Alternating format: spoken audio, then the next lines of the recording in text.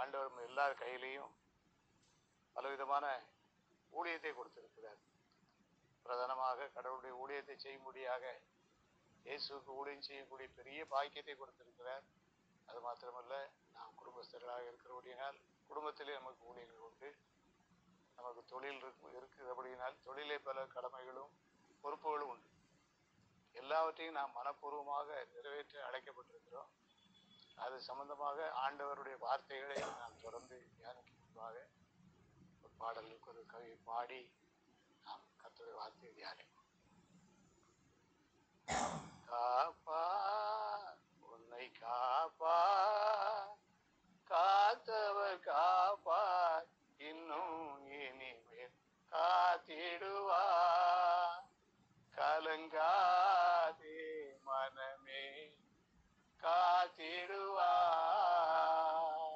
காப்பா உன்னை காப்பா, காத்தவர் காப்பார், இன்னும் இனிமேலும் காத்திடுவா. கலங்காதே மனமே, காத்திடுவா. கண்டுனை அழைத்தவர் கரமதை பார், அவர் கைவிடா இருப்பார். கண்டுனை அழைத்தவர் கைவிடாதிருப்பார். ஆண்டுகள் தோறும் உனக்கவர் அளித்த ஆசிகளை எண்ணிப்பார், எண்ணிப்பார், எண்ணிப்பார், எண்ணிப்பார்.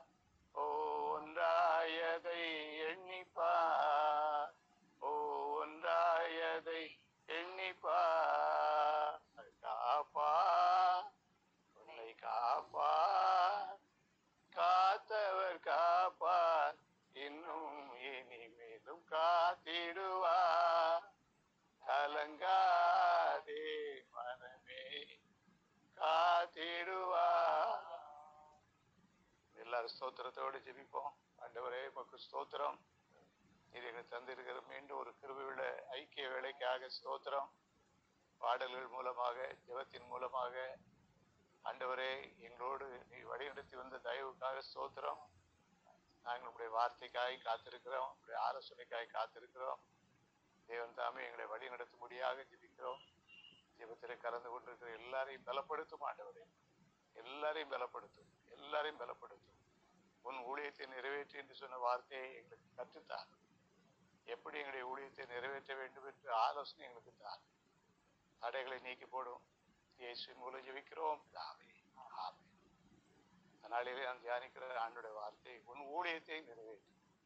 நம்ம எல்லார் கையிலையும் ஆண்டு கொடுத்திருக்கிற பொறுப்புகள், ஊழியங்கள், கடமைகள், இவைகளை நாம் எப்படி செய்து நிறைவேற்ற வேண்டும் என்று சொல்லி லூக்கா எழுதின சுவிசேஷம் 17வது அதிகாரத்தில், லூக்கா எழுதின சுவிசேஷம் 17வது அதிகாரம் 7, 8, 9, 10 ஆகிய வசனங்களை வாசித்து பார்க்கும்போது நம்முடைய கடமைகளை நாம் எவ்விதமாக செய்ய வேண்டும், நம்முடைய ஊழியத்தை எவ்விதமாக நிறைவேற்ற வேண்டும் என்று சொல்லி ஆண்டவர் எடுத்துக்காட்டு மூலமாக, உதாரணம் மூலமாக, உவமை மூலமாக நமக்கு கற்றுக் கொடுக்கிற சம்பவத்தை நாம் லூக்கா 17வது அதிகாரம் 7, 8, 9, 10 ஆகிய வசனங்களை வாசிக்கிறோம்.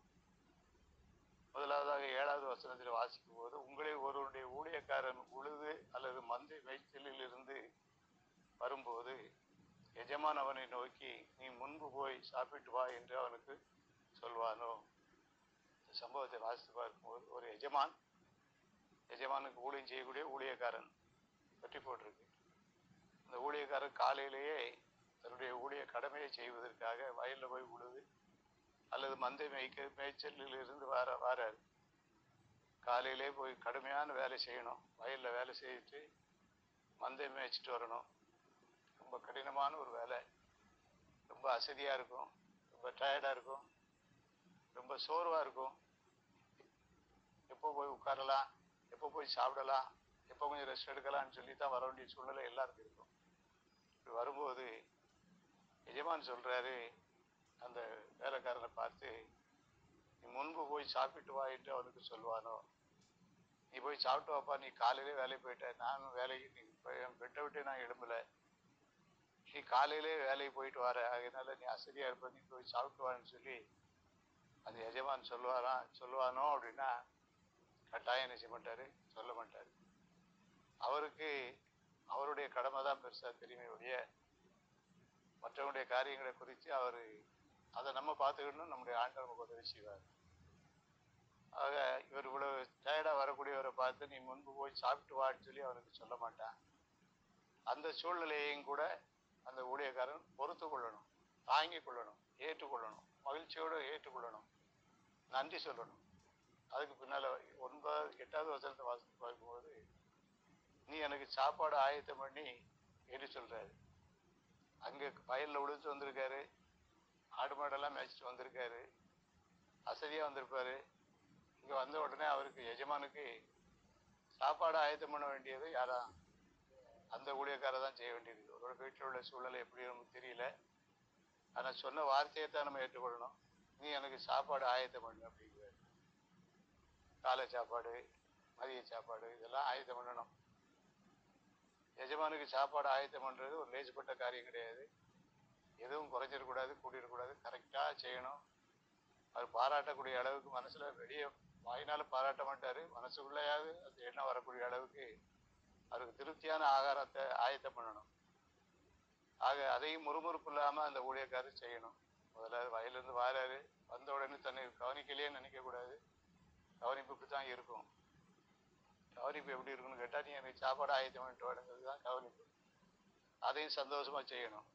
அதுக்கு பிறகு என்ன செய்யணுமா, நீ எனக்கு சாப்பாடு ஆயத்தம் பண்ணி அறை கட்டி கொண்டு நான் போஜன பானம் பண்ணுமளவும் எனக்கு ஊழியம் செய்ய அப்படிங்கிறாரு. அதுக்கு பிறகு நீ எனக்கு முன்னால வந்து நிக்கணும். அறை கட்டி கொண்டுன்னா ரொம்ப தாழ்மையா நிக்கணும். ரொம்ப டிப்டாப்பா நீ ட்ரெஸ் போட்டுட்டு வந்து நீ செய்யக்கூடாது, நிக்க கூடாது. நீ வேலைக்காரன், நீ வயலிருந்து வந்திருக்க, அடுத்து உனக்கு வேலை நிறைய இருக்கு, ஆகையினால நீ ரொம்ப சாதாரண நிலையில வந்து நின்னா போதும் அப்படின்னு சொல்லிட்டு நான் போஜன பானம் பண்ணுமளவும் எனக்கு ஊழியம் செய்யும். நீ சாப்பாடு ஆயத்தம் பண்ண சாப்பாடெல்லாம் எடுத்து மேசையில கொண்டாந்து போய் அந்தந்த பாத்திரங்கள் எல்லாம் சரியா வச்சுக்க. எனக்கு நீ போஜன பானம் நான் சாப்பிடுற வரைக்கும் நீ எனக்கு ஊழியம் செய்யணும். எனக்கு என்னென்ன வேணுங்கிறத நீ கேட்டு, குழம்பு வேணுமா, கூட்டு வேணுமா, ரைஸ் வேணுமா, வேற என்ன வேணும் அப்படிங்கிறத கேட்டு நான் விரும்புகிறத எனக்கு சரியா நீ செஞ்சு கொடுக்கணும் அப்படின்னு சொல்லி ஊழியம் செய்ய அப்படிங்கிறது. அதையும் அவர் சந்தோஷமா என்ன செய்யணும். ஐயா நான் வேலை போயிட்டு வந்திருக்கேன் சொல்ல முடியாது, சாப்பாடு உங்களுக்கு ஆயத்தம் பண்ணி வச்சிருக்கேன் சொல்ல முடியாது, வேற வீட்டு ஆட்களை வச்சு யாரையாவது வச்சு உங்களுக்கு சர்வ் பண்ணுங்க சொல்லுங்க அதையும் சொல்ல முடியாது. அவர் என்ன சொன்னாரோ அதை அப்படியே செய்யணும், ஊழியம் செய். அதற்கு பின் நீ புசித்து குடிக்கலாம் என்று அவனுக்கு சொல்வான் அல்லவா. இது முடிச்ச பிறகுதான் நீ சாப்பிட போகணும்னு சொல்லுவாரு. வேலைக்காரங்க வேகமா சாப்பிடுவாங்க, ஆனா எஜமான் வேகமா சாப்பிட முடியாது, அவர் சாப்பிட மாட்டாரு. அவர் ஒரு வாய் சோறு எடுத்து வாயில வைப்பாரு, ஒரு மூச்சு என்னென்ன நடந்துச்சு என்னென்ன பார்க்கணும் சொல்லி கடமைகளை சொல்லுவதுக்கு தான் நிற்பாரு ஒழிய இவரை பற்றி கவலைப்பட மாட்டாரு. இவர் அது எல்லாத்தையும் அவர் சாப்பிடுறதுக்கு நேரம் செலவழிச்சாலும் பொறுமையா நின்று எல்லாத்தையும் சந்தோஷமா சமாதானத்தோட ஏற்றுக்கொள்ளணும், முறுமுறுக்க கூடாது. பின்னால அவசரத்தை வாசித்து பார்க்கும்போது நான் கட்டளையிட்டவைகளை அந்த வேலைக்காரன் செய்ததற்காக அவனுக்கு உபசாரம் செய்வானோ, அப்படி செய்ய மாட்டானே. அன்னைக்கு இவ்வளவு தூரம் கவனிச்சதுக்கெல்லாம் தனி சம்பளம் உண்டா அப்படின்னு கேட்டா தனி சம்பளம்லாம் கொடுக்க முடியாது. ஏற்கனவே ஒன்று பேசியிருப்பாங்க, கொடுத்துக்கிட்டு இருப்பாங்க, அதுதான் செய்வாங்களே ஒழிய அன்னைக்கெல்லாம் ஒரு நாளைக்கு நம்ம ஏதாவது சிறப்பாக செய்தாருன்னா வேலைக்காரனுக்கு என்ன வரும்னு கேட்டால் நாளைக்கு நமக்கு சிறப்பாக செய்வார், நாளை கழிச்சும் செய்வார், இன்னைக்கு செய்யலையே போகலையேன்னு சொல்லி முறுமுறுக்க ஆரம்பிச்சிடும். அதுக்கு ஒரு பேசி வச்சிருப்பாங்க, அதுதான் கிடைக்குமே ஒழிய சிறப்பு சம்பளம் கிடைக்காது.